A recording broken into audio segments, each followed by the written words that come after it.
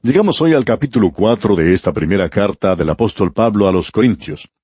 Tenemos ante nosotros el último capítulo en el cual Pablo habla sobre las divisiones y los partidos que existen en la iglesia de Corinto.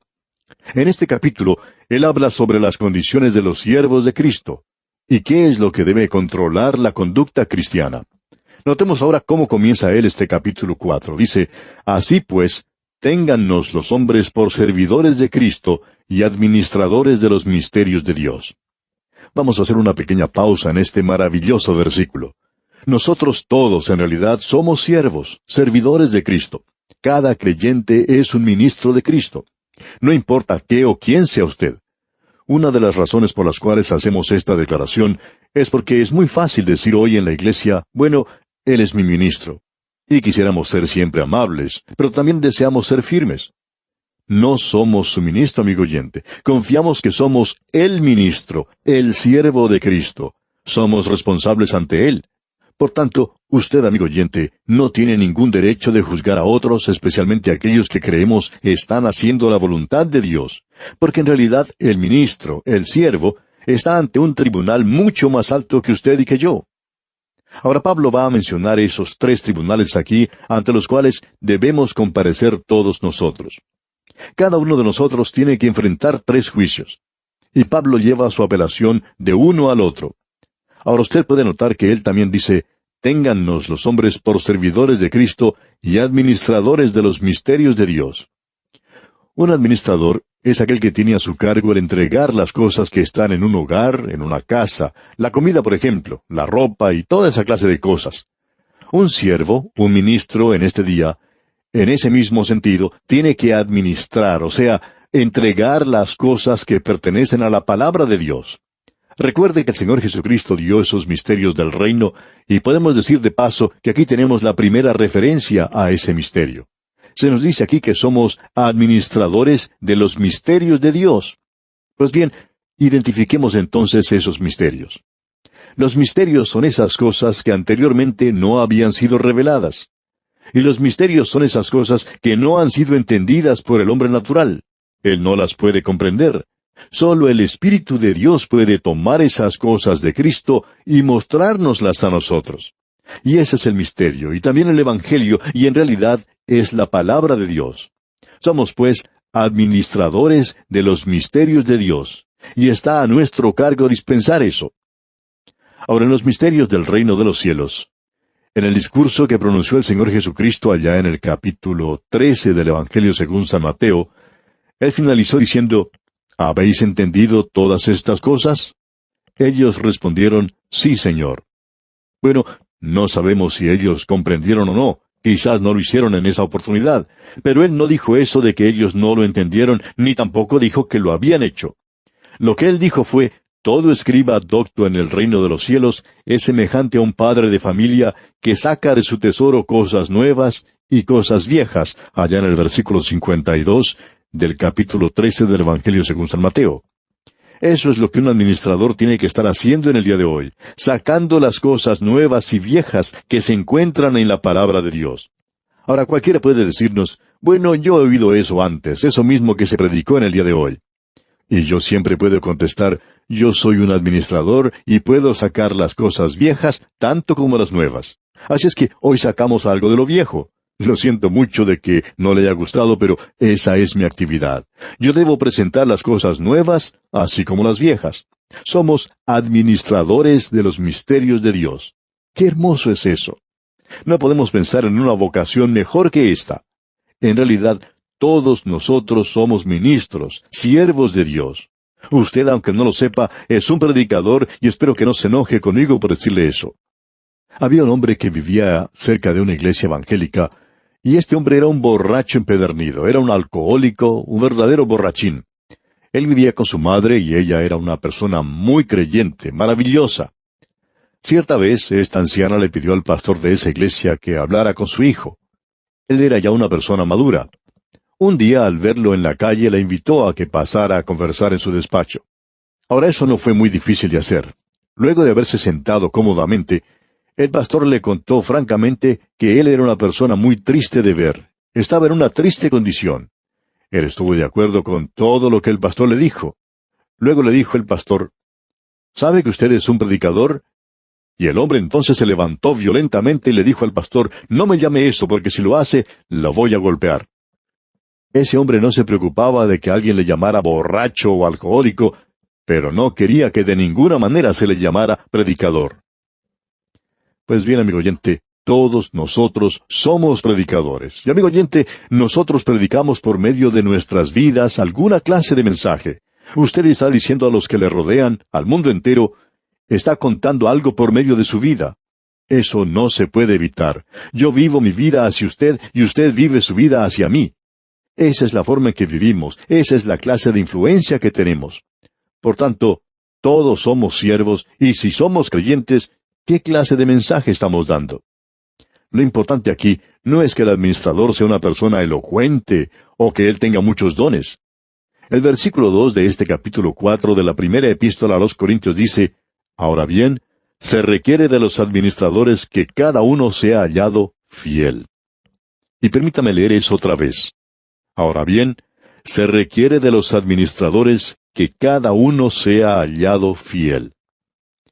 Nos demoramos mucho tiempo en aprender eso en la iglesia, y créanos, amigo oyente, que eso es algo de suma importancia, quizá lo más importante de todo, que cada uno sea fiel. Hay muchos que recibirán recompensa un día, no por las cosas grandes que hayan hecho, o porque hayan tenido un don muy especial, sino por la manera en que sirvieron. Ellos fueron fieles. Fidelidad es la palabra.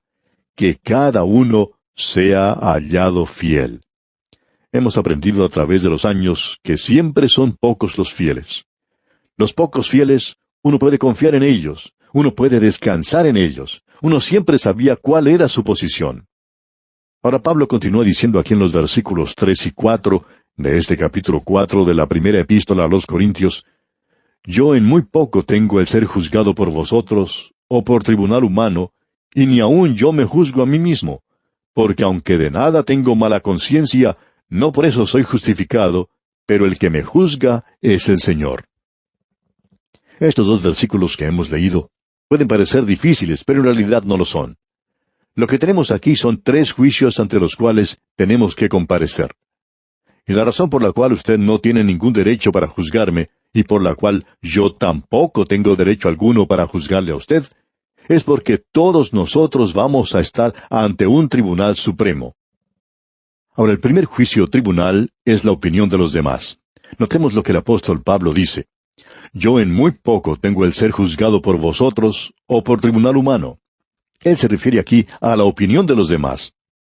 En la interpretación de la Biblia que da a Phillips, dice en este versículo 3, en realidad, a mí no me interesa mucho lo que ustedes o cualquier otra persona piensan de mí. Esa es una interpretación muy buena. Es una declaración realmente contundente y parecería indicar que Pablo fuera un antisocial. Pero el apóstol no era una persona insensible o desdeñosa a quien no le interesara la opinión de los demás. Él no quiere decir aquí que él no le da ningún valor a los juicios de los demás. Él no tenía inmunidad contra la expresión y estimación de la gente que le rodeaba. Él defendía su apostolado con gran sentimiento cuando era desafiado por los demás. Él se sentía herido por los rumores falsos, y aquí en este mismo capítulo él hace mención de eso. Leamos lo que dice aquí en los versículos 11 hasta el 13 de este capítulo 4 de la primera epístola a los Corintios. Hasta esta hora padecemos hambre, tenemos sed, estamos desnudos, somos abofeteados y no tenemos morada fija. Nos fatigamos trabajando con nuestras propias manos, nos maldicen y bendecimos, padecemos persecución y la soportamos, nos difaman y rogamos. Hemos venido a ser hasta ahora como la escoria del mundo, el desecho de todos. Como podemos apreciar, amigo oyente, Pablo era muy sensible en cuanto a las opiniones de la gente, pero el apóstol no era desviado por lo que los demás pensaban. En realidad, su vida no estaba dirigida por los demás. Ellos no eran los que manejaban su vida. Él no escuchaba a aquellos que querían indicarle cuál dirección debía tomar él. Ahora, sea que a nosotros nos guste o nos disguste, vamos a estar ante el juicio de los demás. Es algo que uno no puede evitar. Y esto quizá es practicado con demasía en algunos países. Abraham Lincoln, por ejemplo, dijo, la opinión pública en este país, o sea, en los Estados Unidos, es todo. Eso es, a nuestro modo de pensar, una realidad, pero es lamentable que así sea. Vemos que hay un peligro en acatar siempre la opinión de los demás, el ceder ante la crítica de nuestros enemigos, el rendirse ante ellos. Hay muchos tribunales que se inclinan hacia la popularidad de la mayoría. Eso es lo que hacen generalmente los políticos. Algunos hasta pierden sus valores morales, su honor, su reputación. Milton fue el que dijo, la última enfermedad de una mente noble es el amor a la fama. Y eso es lo que persiguen muchas personas en nuestros días. El editor del periódico El Sol de Nueva York, Horacio Greeley, dijo, la fama un vapor, la popularidad un accidente. Las riquezas son como alas pintadas. Aquellos que aplauden hoy son los que condenarán mañana. Solo hay una cosa que perdura, y es el carácter. Y vemos una vez más que alguien ha dicho, el problema con la mayoría de nosotros es que preferimos vernos arruinados por la adulación que salvados por la crítica. Y eso nos tememos, amigo oyente, es también una cruda verdad. Ahora usted puede ver que el apóstol Pablo quizás se inclinaba un poco sobre la opinión de los demás, pero no fue cambiado nunca. Eso es lo que dice aquí, yo en muy poco tengo el ser juzgado por vosotros o por tribunal humano. Y luego más adelante él dice, y ni aun yo me juzgo a mí mismo. Ahora el tribunal que es un poco más alto que la opinión de los otros, es aún otro tribunal. Y es el juicio que uno se hace a sí mismo. Y esa es la conciencia. Digamos de paso que ese es un tribunal superior, el tribunal de la conciencia de uno mismo. ¿Es la conciencia una guía segura? Bueno, Pablo dice que no lo es. No es una guía muy precisa o exacta. Nosotros debemos ser guiados por el Espíritu Santo. En el pasado tuvimos la edad de la conciencia, y eso terminó en el diluvio. La iglesia, o mejor dicho, los creyentes, tienen que tener una conciencia más iluminada. Y cuando nos reprocha algo o nos censura, debemos prestarle atención y obedecerla. Pero cuando aprueba nuestra manera descuidada de vivir, o cuando apela a nuestra vanidad y nos alaba, entonces debemos tener mucho cuidado. Todos nosotros permanecemos firmes o caemos ante este tribunal. Shakespeare fue quien dijo que deberíamos ser verdaderos ante nosotros mismos. Dice que como la noche sigue al día, uno no puede ser falso ante ningún hombre. Y creemos que también fue Longfellow quien dijo, no en el clamor de las multitudes, ni en el aplauso o los gritos de las masas, sino que en nosotros mismos se encuentra el triunfo o la derrota. Es realmente algo muy bueno que un hombre honrado no sea influenciado por los demás, sino por lo que él cree que es lo correcto. Es una regla noble, sobresaliente. Pero el apóstol Pablo dice que él no la sigue. Pablo no quiso pasar un juicio final sobre él mismo. Y una vez más, usando la interpretación de Phillips, se nos dice que Pablo ni aún valúa su propia opinión sobre él mismo, porque eso no lo justifica ante Dios. No es que él hubiera conocido algo contra él mismo. Por el contrario, él dice que no sabía nada en contra de él, pero que esto no lo libra a él de sus características de la naturaleza humana. Por lo general, nosotros somos más exigentes con los demás y más indulgentes o clementes con nosotros mismos. Usted recordará que ese fue el problema de David. Él podía ver lo malo en los demás, pero no en sí mismo. Cuando otras personas se ponen a hablar vanamente, ociosamente, o se ponen a contar chismes, ¿estamos nosotros hablando la verdad? ¿Estamos siendo honestos? Cuando otras personas se aferran a cierta opinión y son pretenciosas, ¿tenemos nosotros el valor, el coraje de hablar acerca de nuestras propias convicciones? Cuando las otras personas causan divisiones y crean problemas, ¿nos mantenemos nosotros por lo que es justo y correcto? ¿O cuando hay personas que abandonan la casa de Dios y se entregan a la apostasía, ¿tenemos nosotros una buena excusa? Usted sabe que no somos muy severos con nosotros mismos. A nosotros siempre nos gusta colocarnos en un lugar de eminencia y por lo general es algo distorsionado. Nosotros no nos mantenemos firmes o caemos ante nosotros mismos porque Dios puede cambiar la decisión de este tribunal. Y debemos agregar aquí que aún hay otro tribunal. Tenemos el tribunal de los demás, el tribunal de uno mismo, y luego el tribunal del único amo y Señor, el tribunal supremo de Cristo. Podemos notar lo que dice aquí el versículo 4 de este capítulo 4 de la primera carta del apóstol Pablo a los Corintios.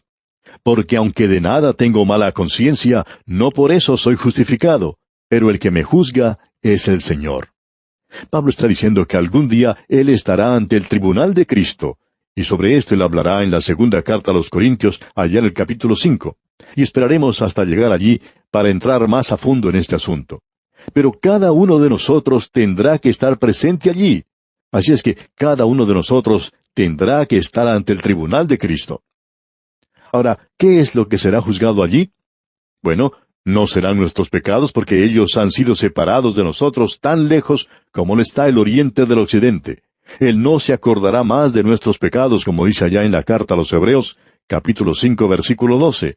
Y todos nuestros pecados están cubiertos por su sangre. Nosotros entonces vamos a ser juzgados como administradores. Nuestra mayordomía sobre lo que Él nos ha dado estará bajo su inspección y escrutinio. Y nuestras posesiones físicas, nuestros cuerpos, nuestros recursos materiales, nuestro dar, todas estas cosas serán juzgadas. Esas serán las cosas que van a ser juzgadas en ese tribunal. Y nuestra tarea de ser administradores es de suma importancia.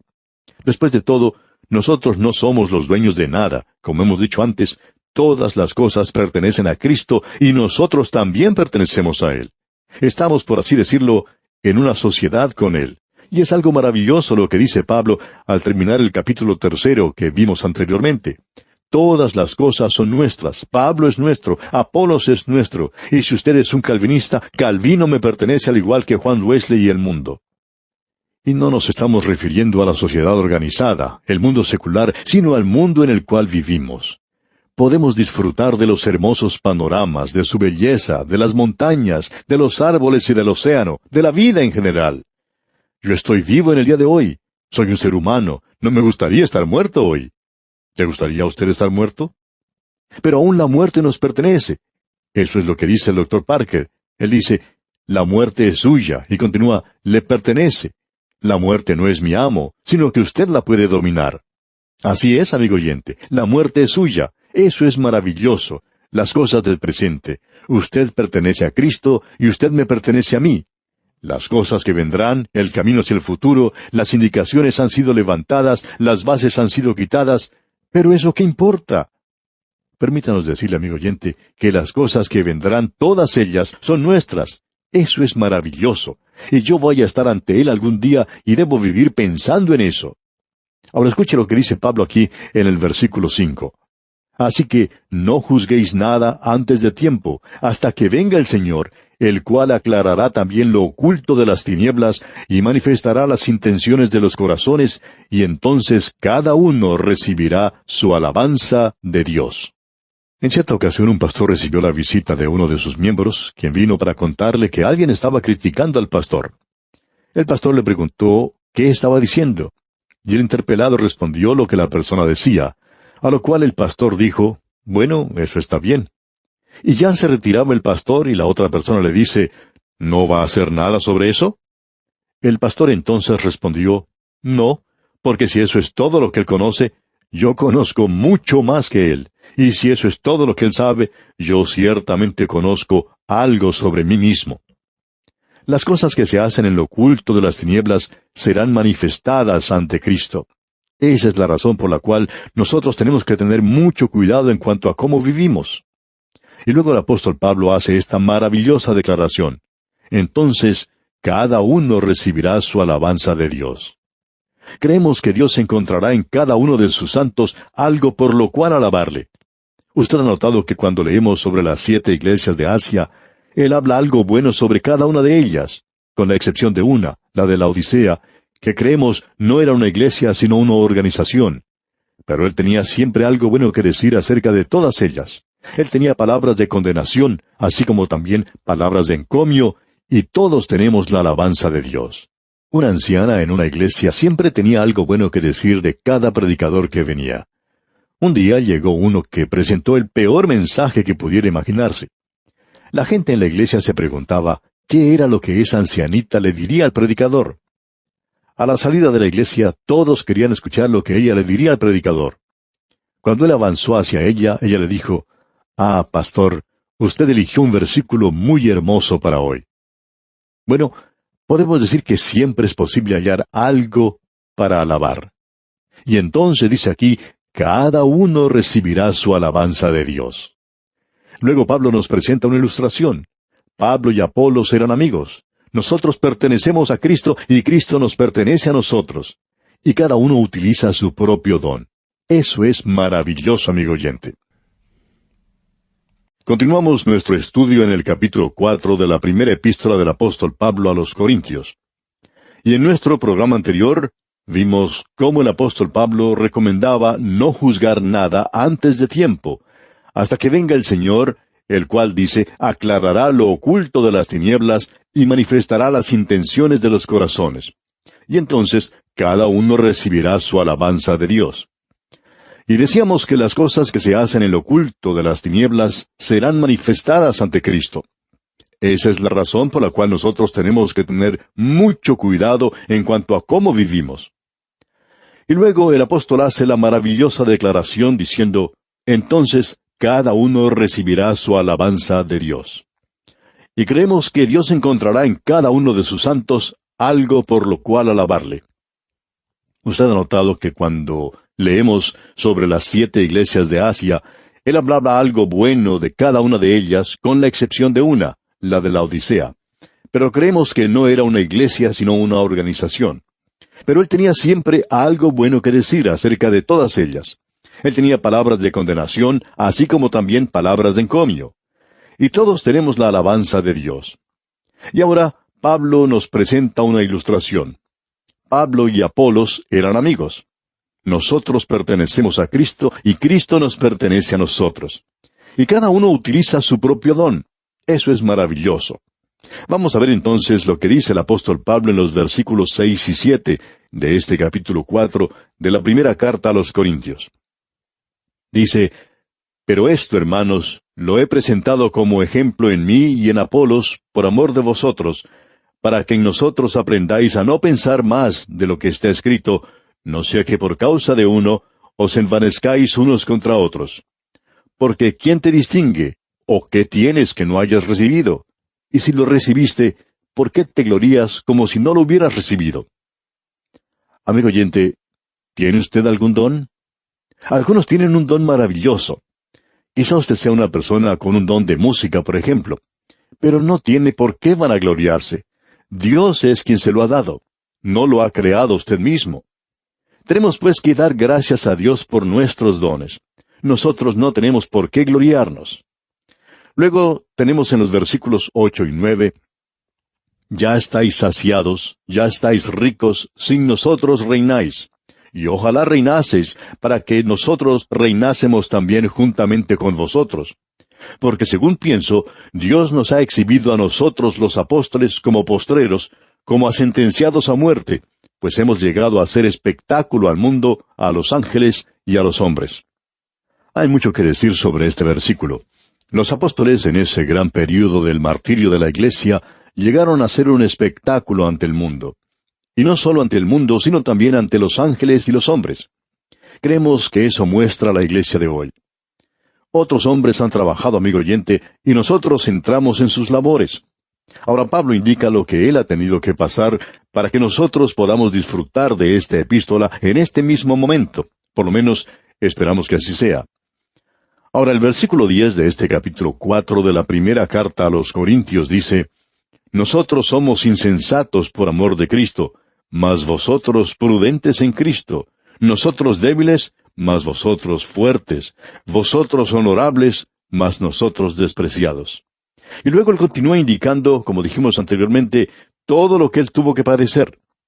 Nosotros ni nos podemos imaginar todo lo que sufrió este gran apóstol para poder divulgar el Evangelio de Cristo. Su obra dio mucho fruto. Él evangelizó a Asia Menor, amigo oyente. Se nos dice que en esa zona todos, tanto judíos como gentiles, oyeron la palabra de Dios. Y Pablo sigue diciendo que fue el misionero que los llevó al Señor. Dice, porque aunque tengáis 10,000 ayos en Cristo, no tendréis muchos padres, pues en Cristo Jesús yo os engendré por medio del Evangelio. Amigo oyente, es maravilloso ser el padre espiritual de alguien a quien se ha llevado a una relación personal con Cristo. Ahora pasemos a los versículos 17 hasta el 19 de este capítulo 4 de la primera epístola a los Corintios. Demos lectura a estos versículos. Por esto mismo os he enviado a Timoteo, que es mi hijo amado y fiel en el Señor, el cual os recordará mi proceder en Cristo, de la manera que enseño en todas partes y en todas las iglesias. Mas algunos están envanecidos, como si yo nunca hubiese de ir a vosotros. Pero iré pronto a vosotros, si el Señor quiere, y conoceré no las palabras, sino el poder de los que andan envanecidos. Pablo les está diciendo, no me interesa la manera o la forma de vuestra conversación. Lo que quiero saber es si hay poder en vuestras vidas. Y continuamos con los versículos 20 y 21, los versículos finales de este capítulo 4, y dicen, porque el reino de Dios no consiste en palabras, sino en poder. ¿Qué queréis? ¿Iré a vosotros con vara o con amor y espíritu de mansedumbre? La actitud y las acciones de ellos, por supuesto, determinarían eso.